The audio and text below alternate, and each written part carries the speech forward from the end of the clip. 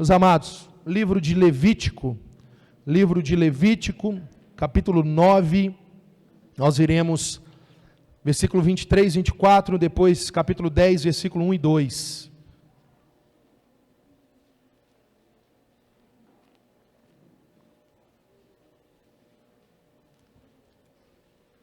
Levítico 9, versículo 23 e 24, em seguida 10, 1 e 2.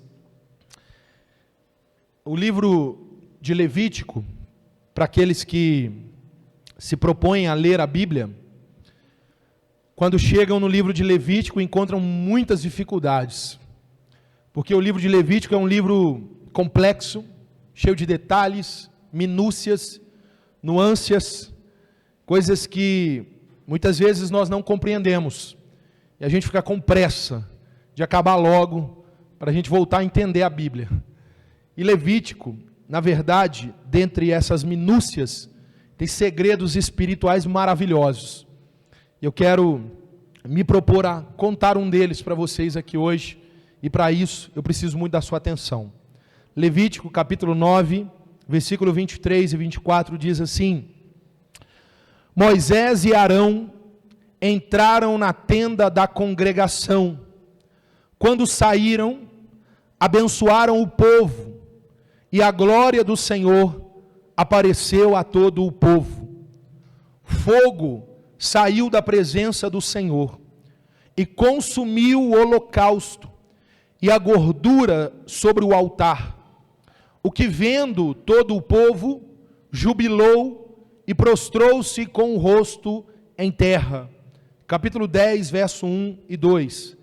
Nadab e Abiú, filhos de Arão, tomaram cada um o seu incensário, puseram neles fogo, puseram incenso sobre ele e trouxeram fogo estranho perante o Senhor, o que ele não lhes ordenara. Então saiu fogo da presença do Senhor e os consumiu, e morreram perante o Senhor. Amém? Deixa a sua Bíblia aberta, feche seus olhos. Deus, em nome do Senhor Jesus que nós oramos, agradecidos por termos a Tua palavra diante dos nossos olhos. Ela é luz, ela é lâmpada, ela é verdade para quebrantar o nosso coração. Que o Senhor fale conosco uma vez mais aqui nessa noite, e que os nossos corações, ó Deus, estejam preparados como uma terra boa para receber a boa semente da Tua palavra, que ela frutifique e o Teu nome seja glorificado. Eu te peço, Deus, que o Senhor me dê graça, clareza, ousadia na exposição do Teu Evangelho, orando sempre em nome de Jesus, com perdão dos nossos pecados. Amém. Pode se assentar, se for possível, dê um aplauso ao Senhor aí.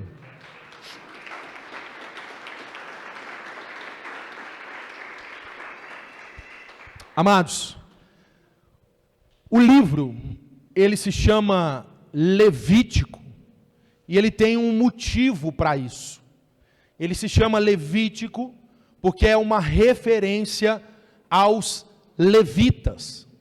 Lembre-se que quando nós olhamos para o Antigo Testamento, a nação de Israel tinha uma estrutura tribal. Haviam 12 tribos em Israel, 12 tribos, das quais Deus separou uma para estar à frente da adoração.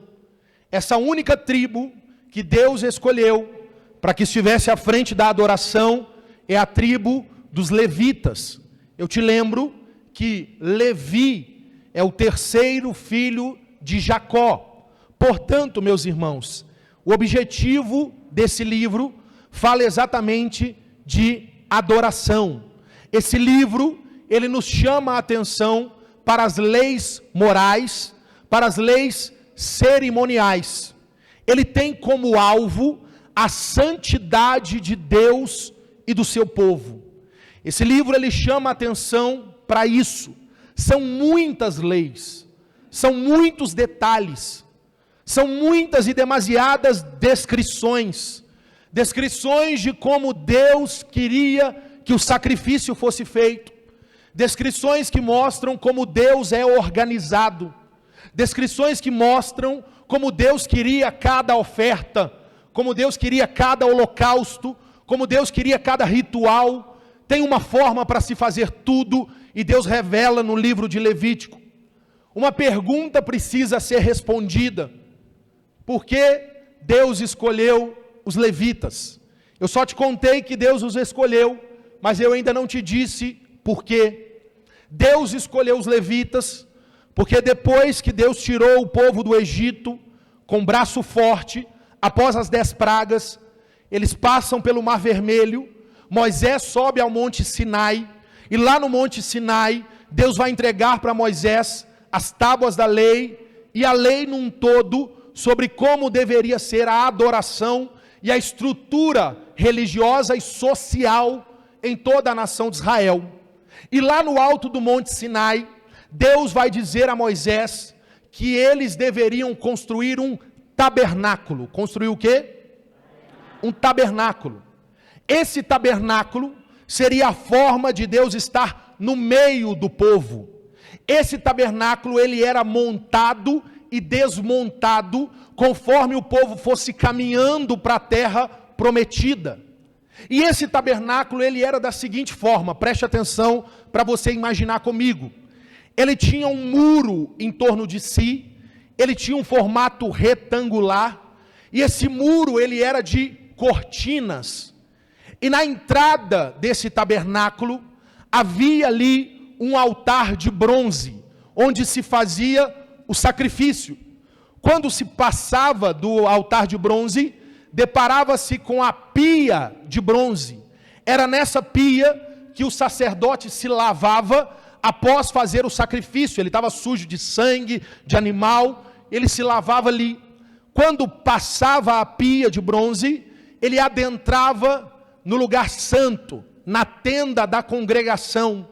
Neste lugar haviam 3 utensílios. Quantos utensílios? 3 utensílios. À direita havia ali a mesa dos pães. No meio havia o altar de incenso. E à esquerda havia o candelabro. Meus queridos irmãos, diante do altar do incenso havia um véu, o famoso véu do templo, que viria a ser rasgado após a morte de Jesus na cruz. Dentro do lugar santíssimo, do Santo dos Santos, havia a Arca da Aliança, o lugar onde se preservava a glória de Deus. O interessante sobre o tabernáculo é que quando nós olhamos para o Novo Testamento, a saber, na carta aos Hebreus, a gente descobre que todo o tabernáculo aponta para a pessoa de Cristo. Na verdade, a disposição dos objetos forma uma espécie de cruz quando você olha para o tabernáculo.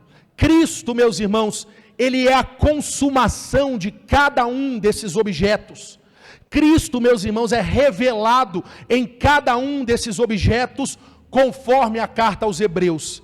Meus queridos, depois que Moisés recebe as instruções no alto do Sinai, a Bíblia nos diz que Deus fala o seguinte para Moisés: Moisés, desce do monte, porque o povo se corrompeu. Lá no pé do monte, o povo fez para si um bezerro de ouro. Nessa hora, meus queridos irmãos, Moisés desce. E quando ele desce, Deus lhe dá uma instrução. Ele faz como se fosse uma marca no chão, dizendo àqueles homens idólatras: quem vier dessa marca para cá é do Senhor. Quem ficar da marca para lá não é do Senhor. Nessa hora a Bíblia diz que os levitas, toda a tribo de Levi, veio para junto de Moisés. Nesse instante, Deus escolhe os levitas, porque eles se propuseram a defender a santidade de Deus. Dito isso, meus irmãos, nós entramos no texto que lemos. Porque a partir da escolha dos levitas, Deus então vai instruí-los sobre os sacrifícios. E haviam muitos sacrifícios. Eu te desafio a ler o livro de Levítico, porque você descobre já a partir do capítulo 1, que Deus vai determinar, por exemplo, ofertas de cereais. Quando acontecia a colheita, eles deveriam amassar ali o que colheram e apresentar ao Senhor como farinha, num sentido de sacrifício. Haviam as ofertas pacíficas, eram as ofertas de apaziguamento. Ela existia para pacificar a relação de Deus com o homem pecador. Era para que Deus aceitasse o que viria dali para frente.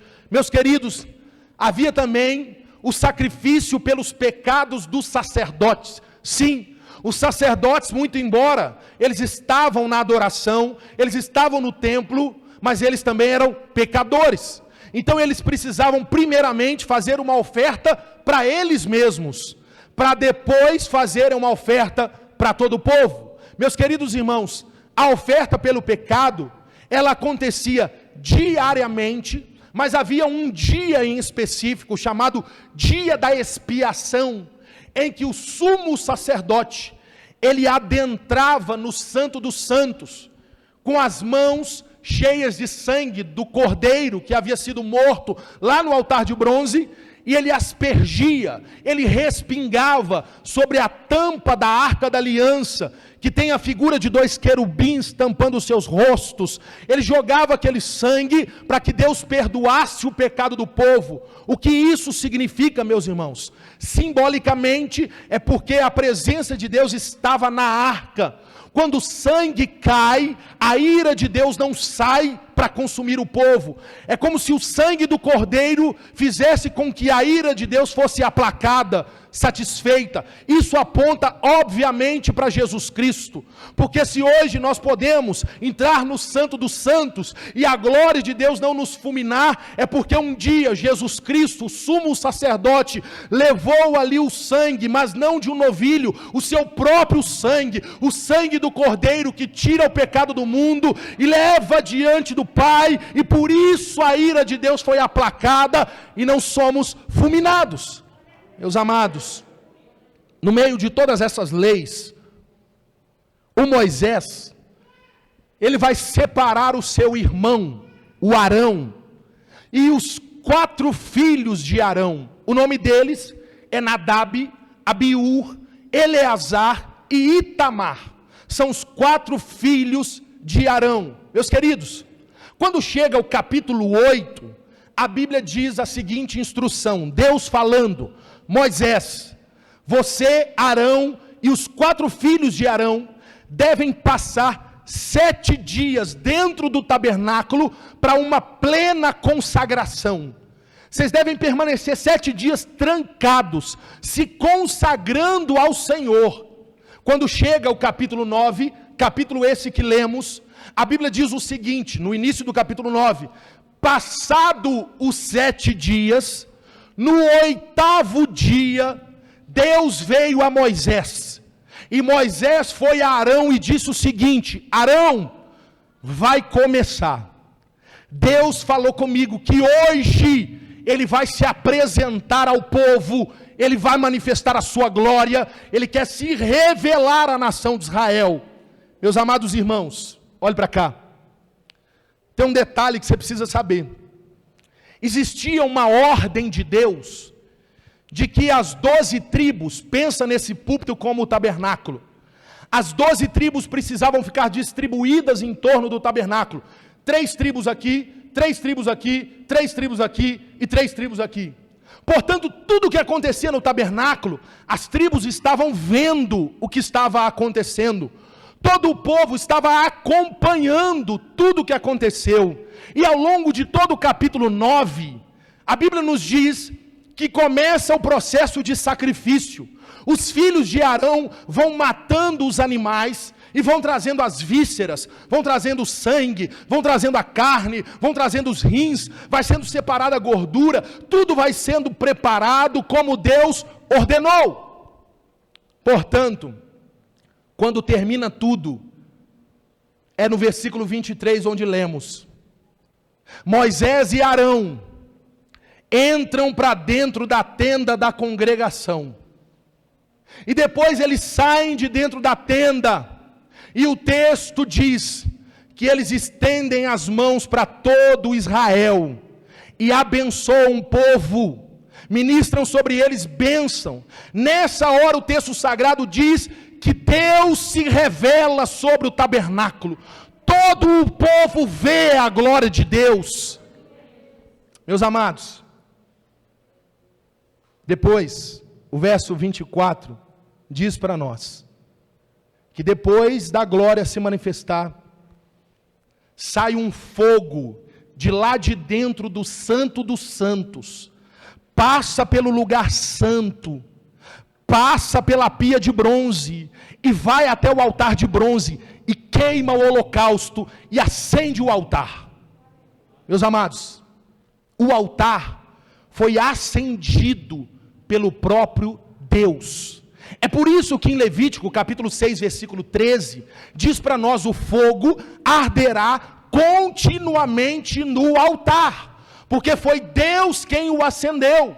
Portanto, meus irmãos, o fogo aqui é sinal da aprovação de Deus.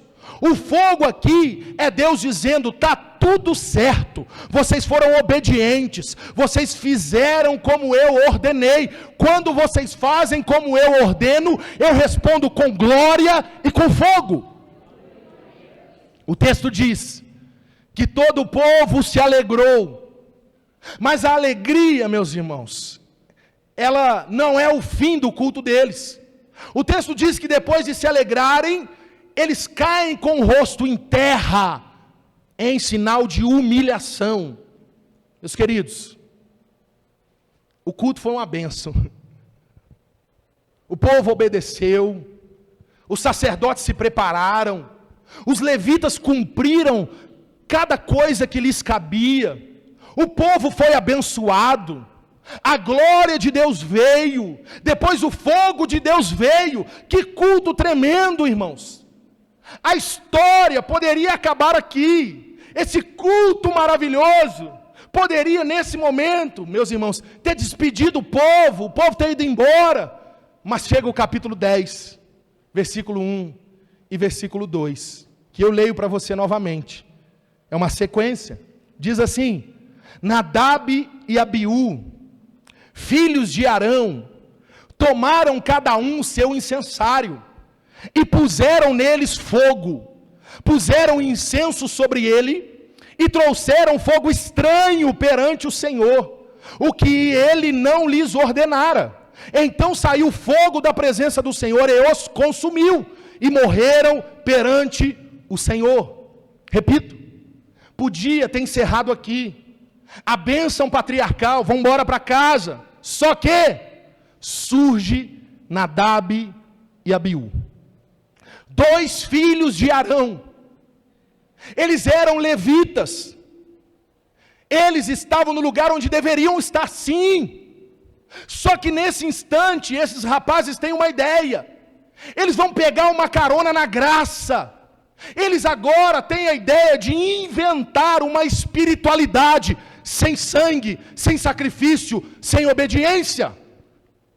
Eles agora, depois de ver todo o povo se alegrando, depois de ver todo o povo caindo, depois de ver Deus se manifestando, eles agora têm a ideia de promover algo a mais, de promover um espetáculo espiritual sem a direção de Deus. Eles vão perceber que o povo ficou sensível, eles vão perceber que o povo ficou acessível a manifestações. Então agora eles vão propor um culto pirotécnico, cheio de espiritualidade humana. Eles vão dizer: essa é a nossa hora, agora é a hora de fazer algo novo, agora é a hora daquela nova direção, daquela revelação particular, daquela visão especial que Deus me deu. É agora que eu entro, é agora que eles vão saber que eu tenho intimidade, é agora que eles vão descobrir que eu conheço os mistérios de Deus, é agora que eles vão saber que eu sei o que eles não sabem, é agora que eles vão saber que eu escuto o que eles não escutam, é agora que eu vou me mostrar, porque eu vou revelar para eles que eu enxergo o que ninguém enxerga. É agora a minha chance, é agora a hora de ignorar a palavra de Deus, de não abrir a Bíblia, de não se preocupar com o que Deus fala, mas fazer tudo aquilo que me dá vontade. Agora é a hora do impulso, da intuição, do algo forte que eu estou sentindo. É agora. Agora é a hora da minha liberdade. Agora é a hora de soltar versículos isolados, dizendo que onde há o Espírito há liberdade, dizendo que Deus é um Deus de novidade. Agora é a hora de fazer algo diferente, é agora. Nadab e Abiú pegam seus incensários e pegam fogo de algum lugar, não do que Deus acendeu. Estão fazendo o que Deus não mandou. É um fogo estranho, produzido por homens, e eles levam diante de Deus, assim como Moisés e Arão. Quem sabe eles vão pensando: opa, é a minha oportunidade, é a minha vez, o fogo também vai vir, Deus também vai mandar mais fogo, e Deus manda mesmo mais fogo, porque tem um paradoxo do versículo 24 para o versículo 2, a Bíblia diz no versículo 24, saiu fogo e consumiu o holocausto, mas o versículo 2 do capítulo 10 diz, saiu fogo e consumiu Nadab e Abiú. O fogo sai do mesmo jeito, é o mesmo fogo, mas para propósitos diferentes. Fim da história. Um culto que poderia ser lindo, se encerra assim. E eu faço uma aplicação, e a gente vai embora para casa pensando. Sabe o que me angustia hoje, irmãos? É ver que a espiritualidade de Nadab e Abiú tem tomado cada vez mais espaço em nosso meio. O que me angustia nos dias de hoje é perceber que Nadab e Abiú estão cada vez mais com os microfones nas mãos, subindo aos púlpitos e fazendo os seus espetáculos, aquilo que Deus não mandou, aquilo que Deus não ordenou, mas aquilo que estão sentindo, aquilo que acham, aquilo que pensam, aquilo que querem. Meus queridos, esse texto mostra para nós dois projetos de espiritualidade. Os dois existe fogo, mas um primeiro aqui, meus irmãos, tem um fogo diferente, porque o projeto do primeiro fogo é minucioso. O projeto do primeiro fogo é metódico, é rigoroso, é cheio de detalhes e tem a aprovação divina. Mas o projeto do segundo fogo é improvisado, é profano, é humano e conta com a rejeição divina. Ele é de improviso, ele é de última hora, ele assim não vai. A palavra está com você aí mesmo, é você mesmo, vai do seu jeito, vai no improviso, vai do que está na sua cabeça, fala o que está na sua mente. É esse fogo improvisado, humano, que Deus rejeita. Meus amados, primeira coisa, essa história nos ensina que o fogo de Deus, ele só pode vir de Deus para o homem. Ele só pode vir, meus irmãos, do altar de Deus para o coração do homem. Não existe fogo do homem para Deus. O homem não pode agendar o fogo. Eu não tenho como lhe prometer que quarta-feira você vai vir aqui, o fogo vai cair, porque eu não tenho controle sobre o fogo de Deus. O fogo é de Deus, não tem jeito de controlar o fogo de Deus, de agendar o fogo de Deus. Ele é o dono do fogo e eu não tenho controle sobre isso. A segunda coisa que eu aprendo é que homens podem sim produzir o seu próprio fogo. Sim, é possível, irmão. A gente vê gente por aí carregando incensário, com roupas sacerdotais, queimando algo e impressionando a muitos, e as pessoas dizendo, meu Deus, que fogo, que fogo. Porém, é fogo estranho, é fogo de encenação, é teatro, é fórmula, é método, é maneira que aprendeu e desenvolveu para acender um fogo que não foi tirado do altar de Deus, mas de um fogareiro na esquina, de um curso qualquer, ou de uma ideia, de uma mente caída. Meus amados, infelizmente, falo isso com tristeza no coração, temos vivido dias em que nunca foi tão fácil enganar os crentes, nunca foi. Se eu, por exemplo, dissesse para vocês aqui hoje, irmãos, hoje Deus está me dando uma direção nova, que é para a gente subir na cadeira e gritar aleluia em cima da cadeira, só assim você vai sair daqui com a sua vitória. Ia ter uma meia dúzia que ia ficar meio assustado, mas a verdade é que a grande maioria ia dizer assim, amém, né? É forte isso aí, hein? Pastor é homem de Deus. Vamos fazer esse negócio aí, ó. Vamos subir na cadeira. Pode ser duas, pastor, subir em duas, vitória dobrada. Meus irmãos, a gente vive esse tempo de homens e mulheres que são facilmente impressionados. Porque, meus queridos, o fogo de Nadab e Abiú é um fogo aprendido, é um fogo manipulado, é um fogo que enche os olhos, mas não derrete coração, não produz arrependimento. É fogo estranho, é fogo muito estranho. Meus amados irmãos, eu concluo dizendo para você que o fogo de Deus no texto, ele é fruto de um processo. Olhe para cá, por favor. O fogo de Deus no texto, ele leva tempo, e ele custa muito. Ele só vem porque houve derramamento de sangue, manifestação de graça. Note isso, olhe para cá. O fogo de Deus no texto levou dias, levou fórmulas que Deus foi determinando e deveria ser obedecida. Só assim o fogo veio. O fogo estranho, meus irmãos, ele é um fogo instantâneo. O fogo estranho não custa nada. O fogo estranho não requer processo, não requer discipulado. O fogo estranho não tem renúncia. O fogo estranho vem sem sangue, vem sem graça.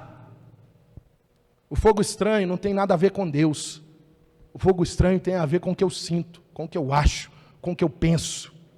Meus amados, eu encerro te dizendo, como sacerdote deste lugar, diferente de Nadab e Abiú, como eu tenho medo, irmãos, de falar para você aquilo que a Escritura não diz. Como eu tenho medo, meus irmãos, de me preocupar mais com o seu aplauso do que com o seu ensino. Como eu tenho medo de me preocupar mais com o seu dinheiro do que com a sua alma. Os sacerdotes que estão no púlpito, eles precisam temer, porque o sacerdote, ele pode estar no templo, ele pode vestir roupas de sacerdote, ele pode carregar incensário, mas no final das contas, se o fogo que ele carrega é estranho, ele não passa de Nadab e de Abiú. Que Deus em Cristo traga um despertamento para a nossa geração, uma geração facilmente impressionável, uma geração que se deixa levar por qualquer coisa que aparece. Surgiu um negócio novo na rua de cima, vão lá, na rua de baixo, vão lá.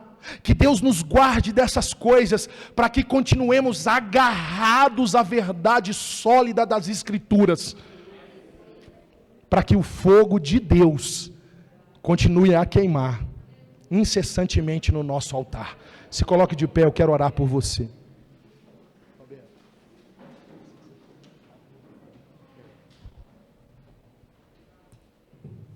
Feche os seus olhos.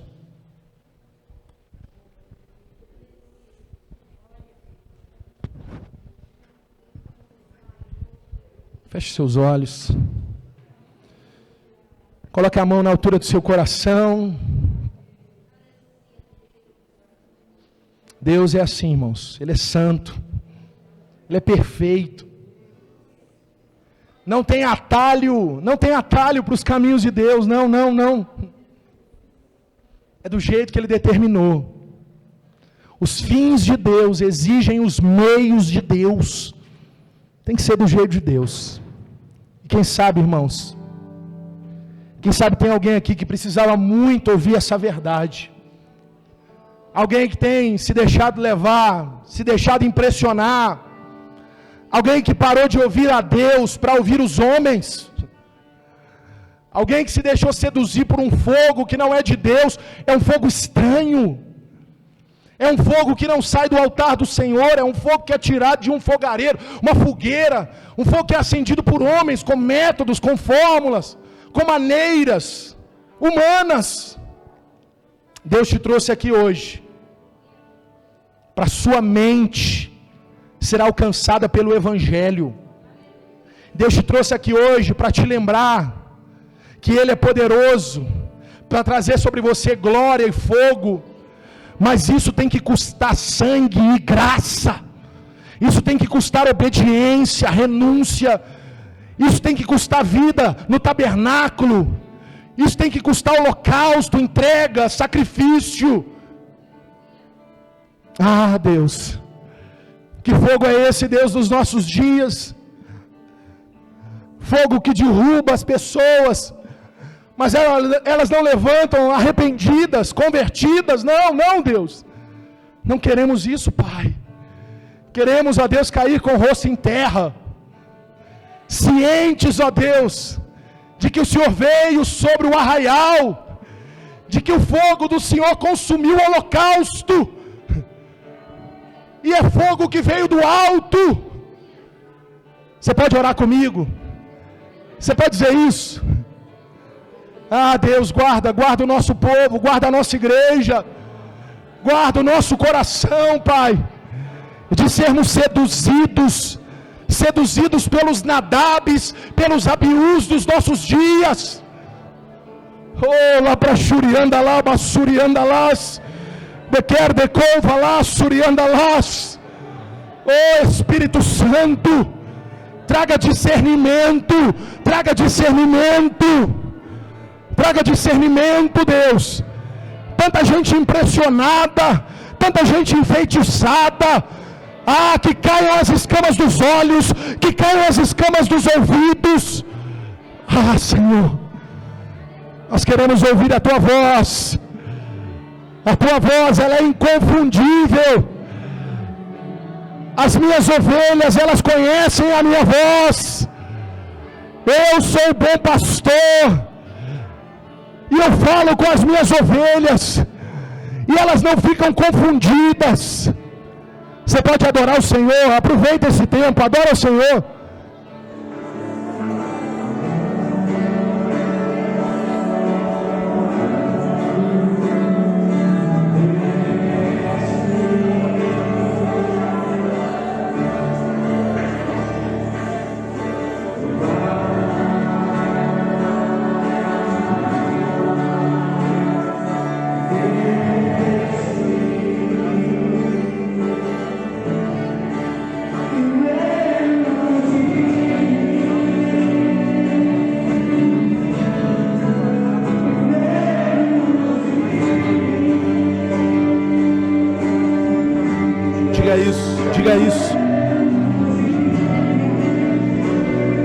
Diga isso.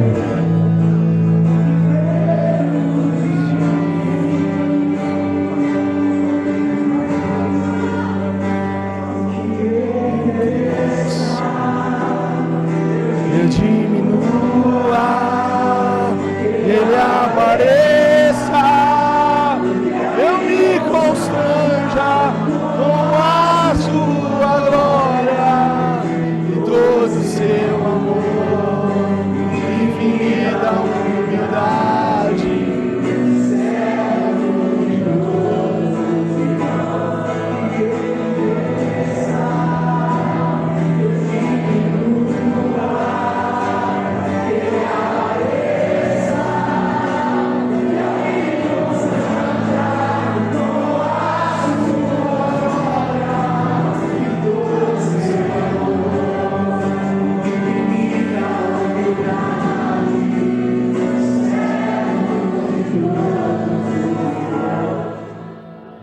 Aleluia. Que Deus nos guarde da tentação.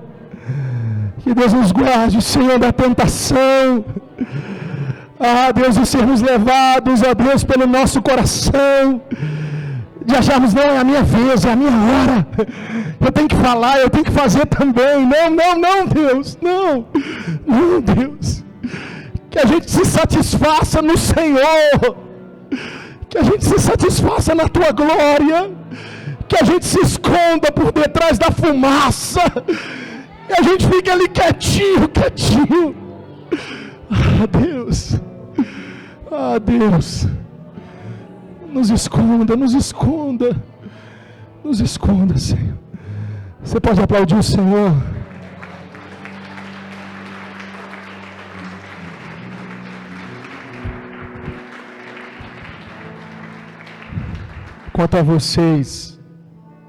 Eu conto a vocês o que eu disse no culto de mais cedo, ao final. Eu me lembro do pastor Geraldo, pastor que me batizou, está jubilado. O pastor Geraldo tem mais de 80 anos. A primeira vez que eu preguei num domingo à noite, na igreja batista, onde eu fui batizado, eu estava muito nervoso. O pastor Geraldo conversou comigo antes do culto, e eu teria 40 minutos.